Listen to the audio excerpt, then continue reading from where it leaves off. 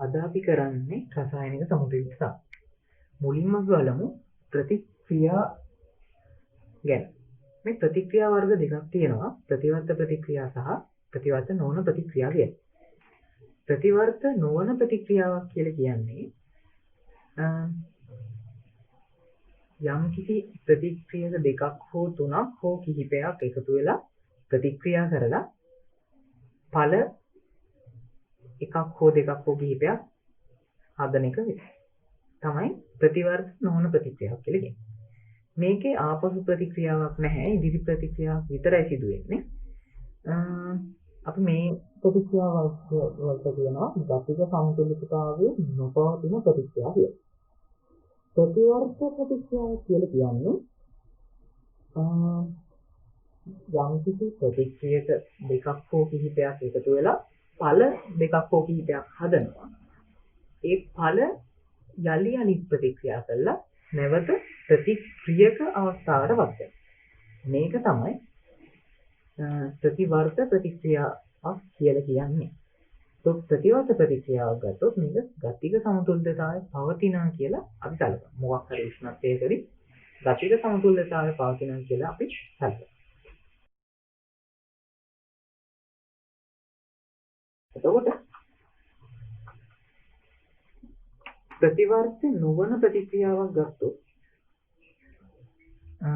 Potassium ජලයත් එක්ක ප්‍රතික්‍රියා කරන අවස්ථාවක් ගත්තොත් අපිට හැදෙනවා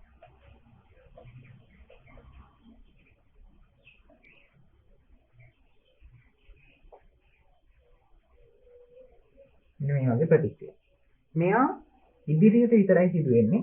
ප්‍රතික්‍රියක දෙක එකතු වෙලා ඵලයක් හැදුවා. හැබැයි ප්‍රතිවර්ත ප්‍රතික්‍රියාවක් එහෙම නෙමෙයි.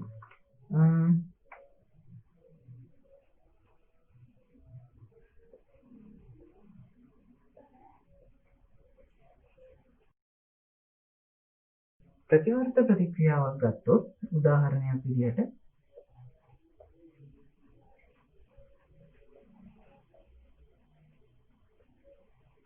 ප්‍රතිවර්ත ප්‍රතික්‍රියාවක් ගත්තොත් උදාහරණයක් විදිහට N2 gas ධන 3 H2 gas ප්‍රතිවර්ත ප්‍රතික්‍රියාවේ ලකුණ තමයි අපේ මෙන්න මේ විදිහට දාන්නේ. හැදෙනවා ඇමෝනියා gas. මේකේ ඉදිරි ප්‍රතික්‍රියාව අපි කියනවා මෙන්න මේ කොටස. මෙයාගේ වේගය අපි vf forward කියන එක දානවා. මේක පසු වේගය v. එතකොට ප්‍රතිවර්ත ප්‍රතික්‍රියාවක නියත උෂ්ණත්වයකදී මෙන්න මේ ඉදිරි ප්‍රතික්‍රියක වේගයයි ආපසු ප්‍රතික්‍රියාවල වේගයයි එකිනෙක සමානයි. ඒ කියන්නේ vf සමාන වෙනවා vr. මේක වළංගු වෙන්නේ නියත උෂ්ණත්වයට.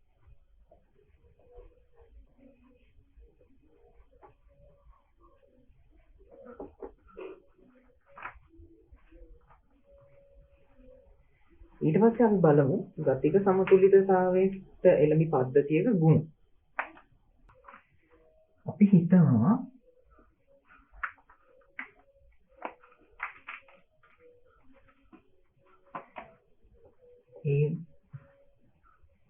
A ධන B ප්‍රතිවර්ත ප්‍රතික්‍රියාව C ධන D කියලා ප්‍රතික්‍රියාවක් හිතමු. මේ පද්ධතිය ගතික සමතුලිතතාවයේ පවතිනවා නම් ගතික සමතුලිතතාවයේ පවතිනවා නම් මෙන්න මේ පද්ධතියේ මහේක්ෂ ගුණ කියලා කියන්නේ සාන්ද්‍රණය, ආංශික පීඩනය, මවුල භාග, මවුල ප්‍රමාණ කාලයත් එක්ක නියතව පවතී. දෙවැනි කාරණය තමයි මේ පද්ධතියේ ගතික සමතුලිතතාවය තියෙනවා නම් මෙන්න මේ ඉදිරිපස වේගයයි ආපසු වේගයයි එකිනෙක සමානයි.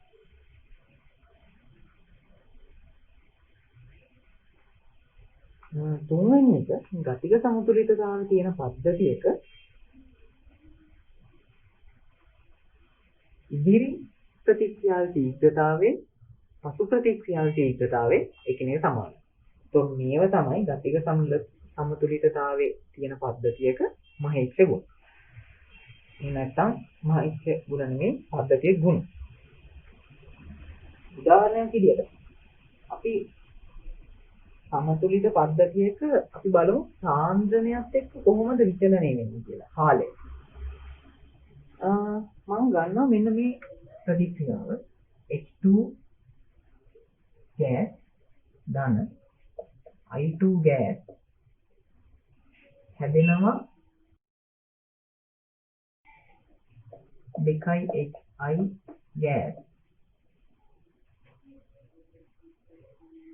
මේකේ සාන්ද්‍රණය සහ කාලය අතර ප්‍රස්ථාරය ගත කරමු. සාන්ද්‍රණය ඊට කාලය.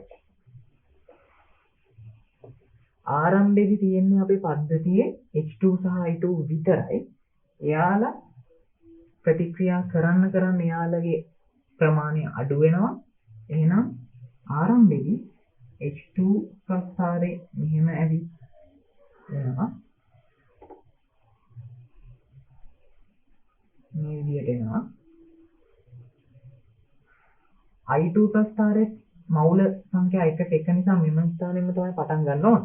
හැබැයි ප්‍රස්ථාරේ පැහැදිලි බව සුරකින්න මම මේ ප්‍රස්ථාරේ උඩින් පටන් ගන්නවා. ඒකට එයා එන්න ඕන. මෙයාත් එක්කම සමාන්තරව යනවා. මේ අපේ H2 ප්‍රස්ථාරේ, මේ I2 ප්‍රස්ථාරේ. මේ ප්‍රස්ථාර දෙකම එකම මත වැටෙන්න ඕන. නමුත් ප්‍රස්ථාරයේ පැහැදිලි භාවය තමයි මේ විදිහට එන්නේ. මේව හැදෙද්දී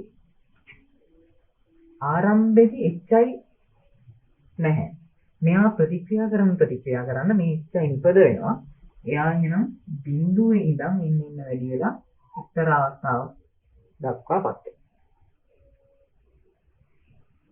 එතකොට මේ තියෙන්නේ HI, මේ තියෙන්නේ I2 සහ මේ තියෙන්නේ H2. මේ අවස්ථාව මොකක් හරි T උෂ්ණත්වයක් කියලා හිතනවා. මෙන්න මේ අවස්ථාවේ තමයි පද්ධතිය සමතුලිතතාවයට පත් වෙන්නේ.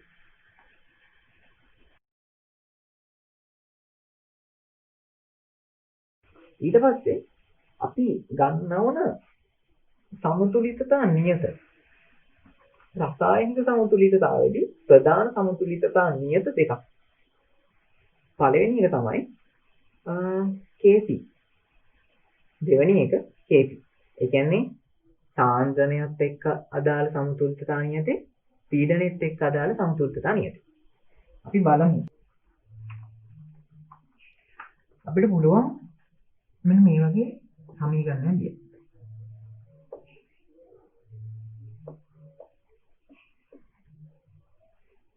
සමතුලිතයි VS VR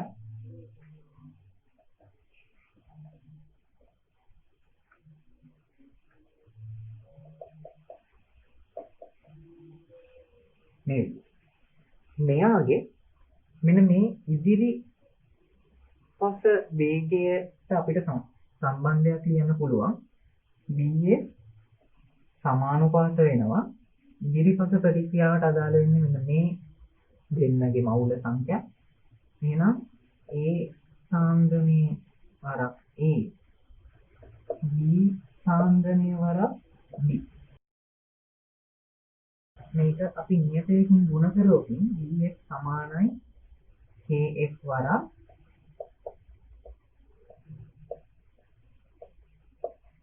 මෙන්න මේ විදිහට අපිට සමීකරණයක් ගන්න පුළුවන්.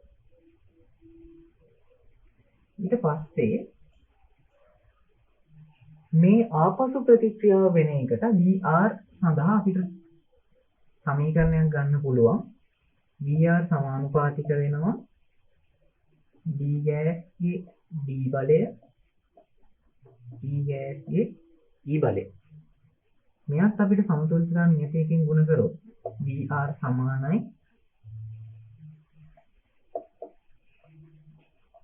KR වරක් කැපිටල් D ගේ D බලය මේ විදිහට ලියන්න පුළුවන්. මෙයා අපිට ලියන්න පුළුවන් දෙවෙනි සමීකරණය කියලා. මම මුලින් කිව්වා මේ පද්ධතියේ ගතික සමතුලිතතාවය තියෙනවා නම් මෙන්න මේ VR සහ VF එකිනෙක සමාන වෙනවා. එහෙනම් සමතුලිත විට VF සමාන වෙනවා VR ට. ඒ කියන්නේ 1යි 2යි සමීකරණ සමාන වෙනවා. එහෙනම් KF වරක් capital A ගේ A B ගේ B සමාන වෙනවා KR D ගේ D E ගේ E කියලා.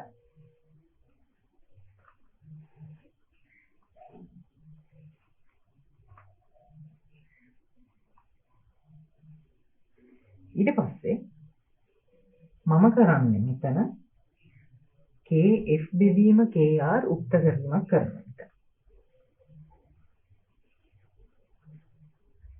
KF බෙදීම KR උක්ත කරනවා. KF බෙදීම KR උක්ත කරොත් ඉන්නේ මේ වගේ දෙයක්.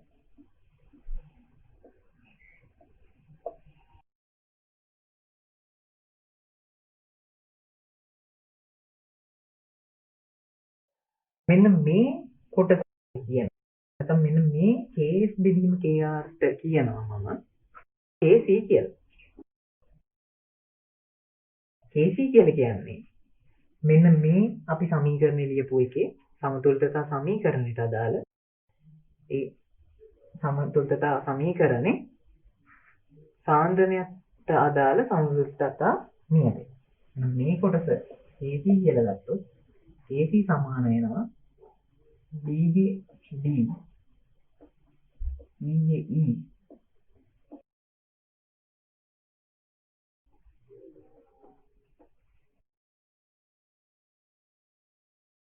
මේ විදිහට.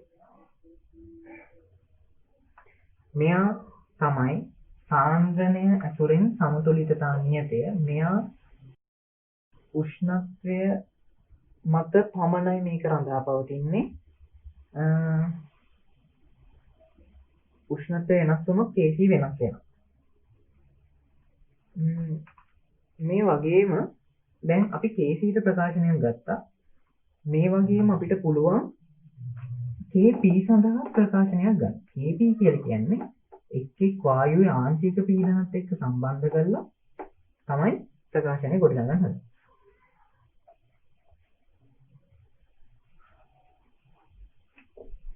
මේ විදිහටම අපිට KP ලියන්න පුළුවන්. KP සමාන වෙනවා P D D gas වරක් P E E gas බෙදනවා P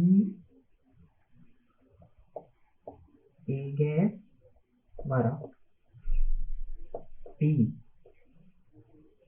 D D gas මේ තමයි KP ට අදාළ සමතුලිතතා නියතය හොයන සමීකරණය. KP කියලා කියන්නේ ආංශික පීඩන ඇසුරෙන් සමතුලිතතා නියතය. මේකේ විශේෂම දේ තමයි මෙන්න මේ KC හොයද්දී අපි ඝනයක සාන්ද්‍රණය මේ සමීකරණයට අදාළ කරගන්නේ නැහැ. ඒකට හේතුව අපි සාමාන්‍යයෙන් සලකනවා ඝනයක් කියලා කියන්නේ සාන්ද්‍රණය ඉතා වැඩි දෙයක්. සාන්ද්‍රණය ඉතා වැඩි.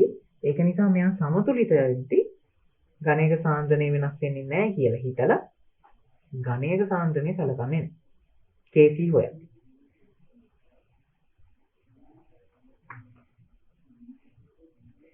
KP ප්‍රකාශන සඳහා ද්‍රව අවස්ථා යොදාගන්නේ. මොකද වායුන්ගේ ආංශික පීඩනත් එක්ක සම්බන්ධ කරලා තමයි KP ප්‍රකාශනය ගොඩනගන්නේ.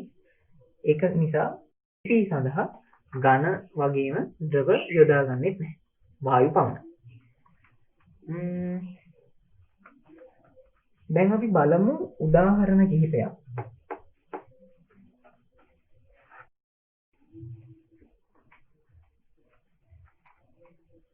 පළවෙනි එක.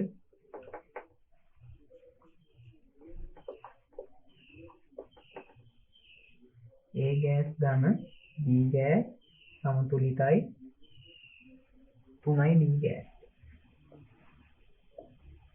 මෙයාගේ අපිට Kc ලියන්න පුළුවන් B ගේ සාන්ද්‍රණය ඝන A ගේ සාන්ද්‍රණය වර්ගය සහ B ගේ සාන්ද්‍රණය කියලා. Kp ලියන්න පුළුවන් P ඝනය B gas බෙදනවා P වර්ගය A gas වරක් P B gas. ඔය විදිහට ලියන්න පුළුවන්.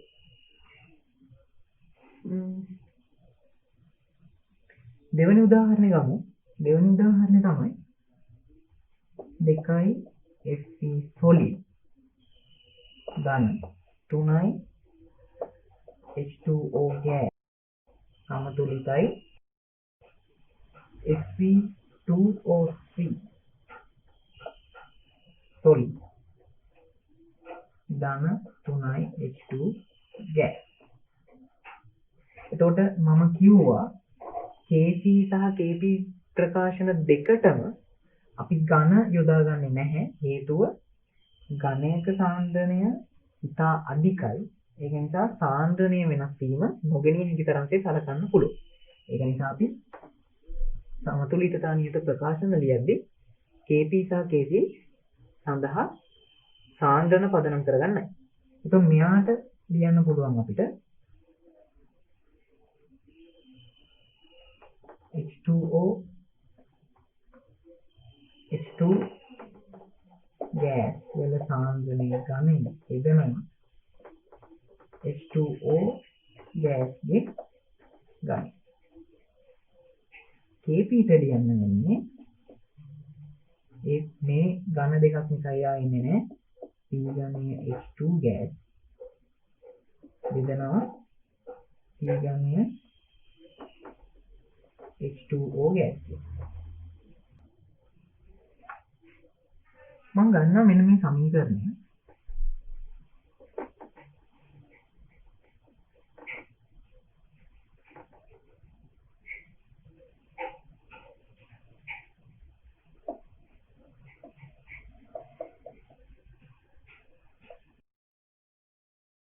මෙයාට අපිට Kc සඳහා ප්‍රකාශනයක් ලියන්න පුළුවන්.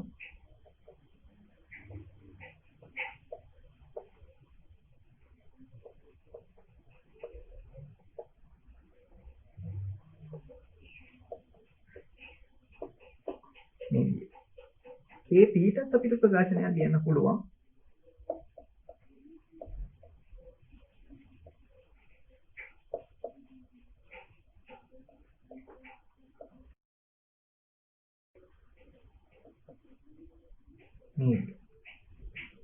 මම කරන්නේ මෙන්න මේ A වායුවට පමණක් මම දානවා PV සමාන nRT. මෙන්න මේ A වායුව පරිපූර්ණ වායුවක් ලෙස උපකල්පනය කරලා. ඊට දානවා PV සමානයි nRT PA V සමානයි NA RT. මෙතන PA උත්තර කරනවා අපිට එනවා NA බෙදීම V RT. NA බෙදීම V කියලා කියන්නේ සාන්ද්‍රණය. සාන්ද්‍රණය අපිට දක්වන්න පුළුවන් එහෙනම් PA සමානයි A ගේ සාන්ද්‍රණය වරක් RT. මේ විදියටම අපිට PB ට ලියන්න පුළුවන් B ගේ සාන්ද්‍රණය RT සහ PE ට ලියන්න පුළුවන් E ගේ සාන්ද්‍රණය RT.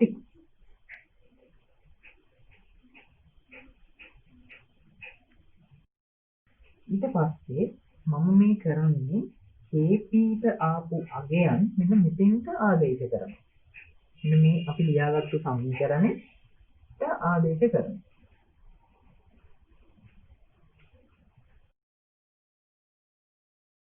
Kp සමාන වෙනවා මෙතන තියෙන්නේ Pe කියන්නේ මෙය ඊගේ සාන්ද්‍රණය RT ඊගේ සාන්ද්‍රණය වල RT මෙතන තියෙන්නේ නෑ ඊගේ RT ඒ වරා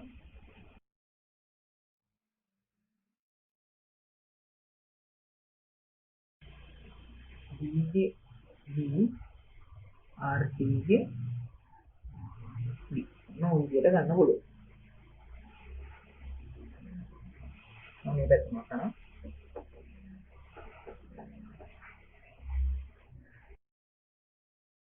එහෙනම් මෙන්න මේ අකුරෙන් අපිට දැන් ගොඩනගන්න පුළුවන් RT ගේ බලයක් වෙන විදියට.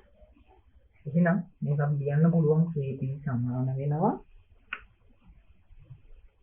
E ගේ සාන්ද්‍රණය වරක් E එදෙනවා A ගේ සාන්ද්‍රණය A B ගේ සාන්ද්‍රණය B මෙතන RT ගේ E බලයක් උඩට ගියොත් RT ගේ E වල A ධන B බලයක් තියෙනවා.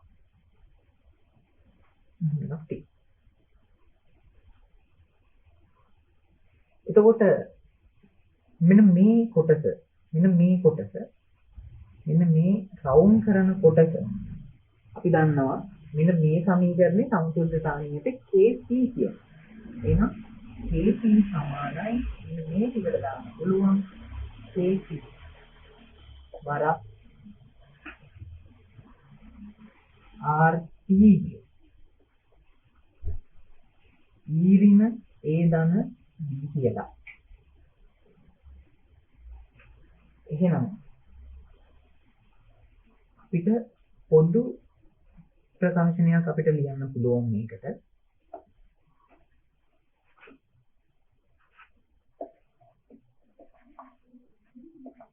Kp සමානයි Kc පරක් RT ගේ ඩෙල්ටා n කියලා. ඩෙල්ටා n කියලා කියන්නේ මෙන්න මේ කොටස.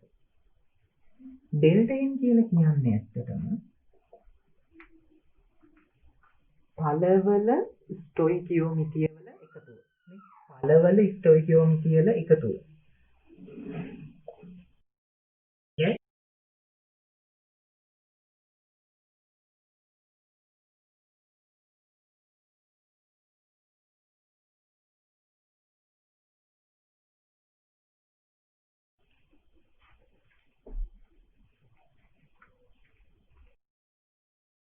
කරනවා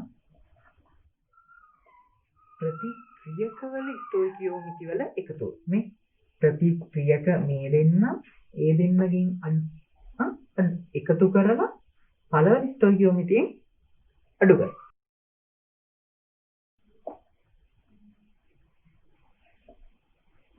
ප්‍රතික්‍රියකවල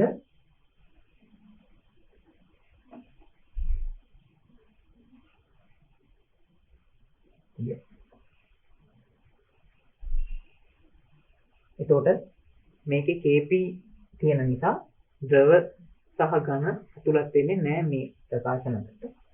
ඉතින් මේ ගානක් හදද්දී අපිට මෙන්න මේ කොටස අපිට ඔප්පු කරන්න නැතුව දාන්න පුළුවන්. සමහර වෙලාවට මෙතන ඍණ වර්ගයක් එන්න පුළුවන්. මොකද ප්‍රතික්‍රියක වල එකතුව ස්ටොයිකියෝමිති වල එකතුව මේ පළවල ස්ටොයිකියෝමිති වල එකතුවට වඩා වැඩි වුණොත් මෙතන ඍණාගයක් එනවා.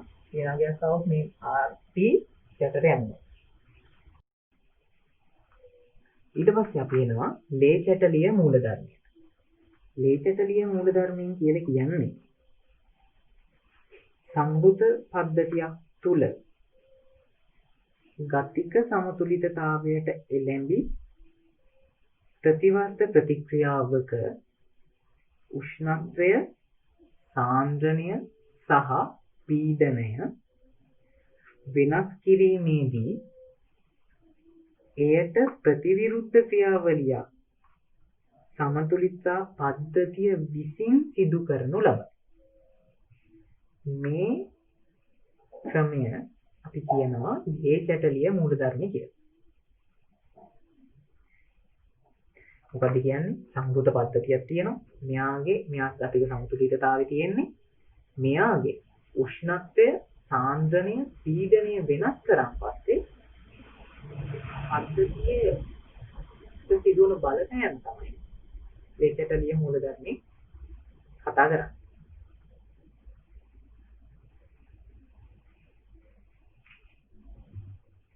අපි හිතමු මෙන්න මේ සමීකරණය. සමතුලිතතා පද්ධතිය හිතන්න.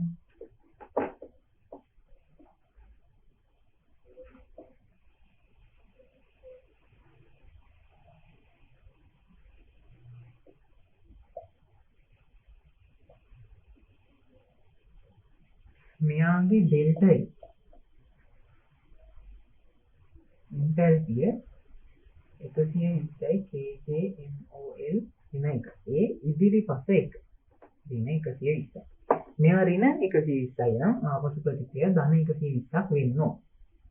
මොකද මෙයා ගතික සමතුලිතතාව පද්ධතියේ ගතික සමතුලිතතාවයේ තියෙන.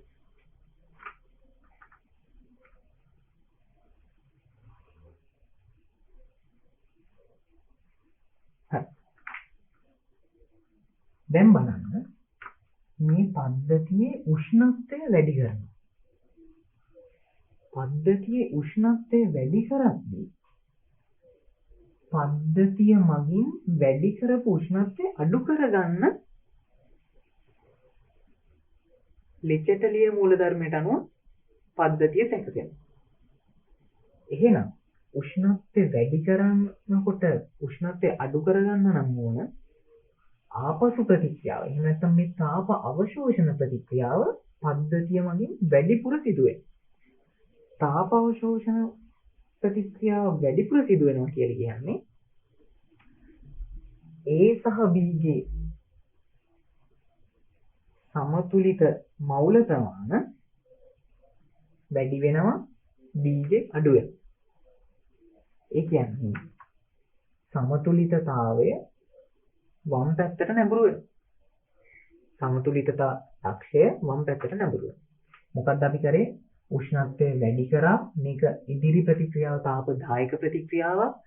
උෂ්ණත්වය වැඩි කරාම ඉදිරි ප්‍රතික්‍රියාව වැඩිපුර සිදු වුණා. මේ වැඩිපුර සිදු වෙන ප්‍රතික්‍රියාව අඩු කරගන්න සමතුලිත පද්ධතියක් බවට පත් කරගන්න ලේචැටලිය මූලධර්මයට අනුව තාප අවශෝෂක ප්‍රතික්‍රියාව වැඩිපුර සිදු කරගන්න උනා. තාප අවශෝෂණ ප්‍රතික්‍රියාව වැඩිපුර සිදු වෙන්නේ එන්න මේ D ගේ සාන්ද්‍රණය අඩු වෙන්න ගත්තා. D ගේ මවුල ප්‍රමාණය අඩු වෙන්න ගත්තා. A සහ B ගේ මවුල ප්‍රමාණය වැඩි වෙන්න ගත්තා. එතකොට සමතුලිතතා ලක්ෂ්‍ය වම් පැත්තට නෙමෙයි.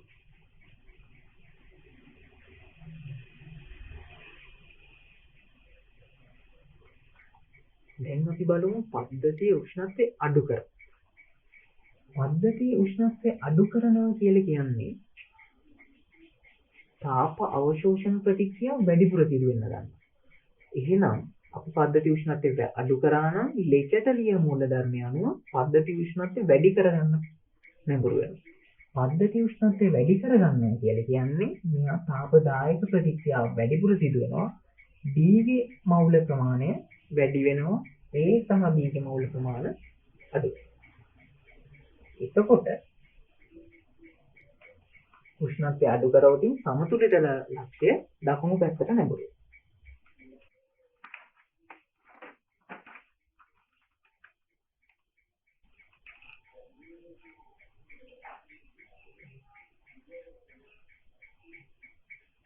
දැන් අපි බලමු මේ ප්‍රතික්‍රියාවට සාන්ද්‍රණීය බලපෑම.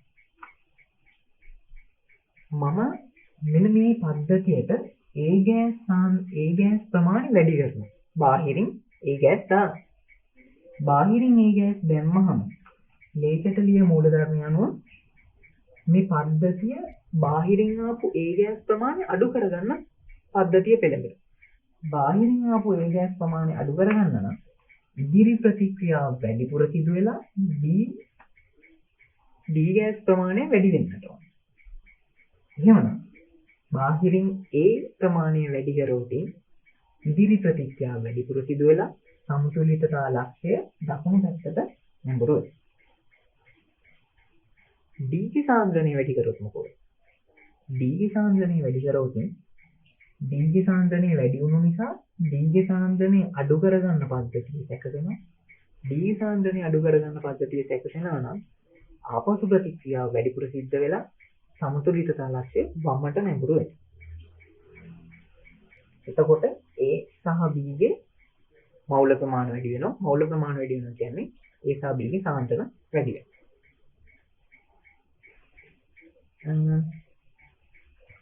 රසායනික සමතුලිතතාවයේ තියරි කොටස් ටික තියෙන ඔච්චරයි. අපි ඊළඟ වීඩියෝ එකෙන් බලමු මේකට අදාළ ගණන් කොහොමද අපි හදන්නේ. ගැටලු, සංඛ්‍යා විභාග ප්‍රශ්න, ආදර්ශ ප්‍රශ්න කොහොමද හදන්නේ කියලා ඊළඟට කතා කරමු.